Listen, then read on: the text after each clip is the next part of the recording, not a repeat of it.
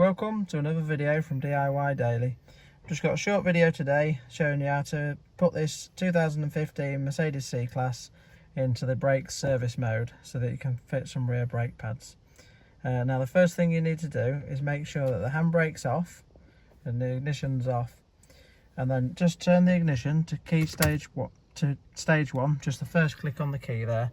It just brings up a few little lights on the dash, and you need to get to the trip menu. You can see we've got a menu there. You need to press OK, and you want to be on the trip screen. So at this point here, you can be on a few different menus there, but you need to be on the actual trip screen, which is that one just there. Now what we're going to do next is press and hold the top phone button, the bottom phone button, and then the OK button all at the same time.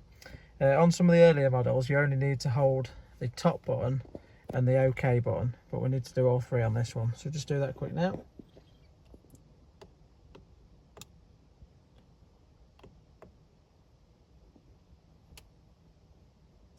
And you should get a new menu appear on the screen there.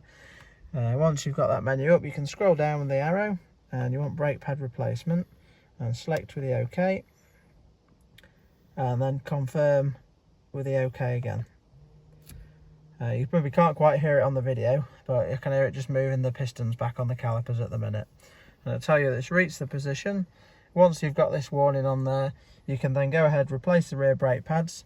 And once that's all done, just get back in the car. All you need to do is press the OK again, and that will exit the fitting setting and put it back into normal mode.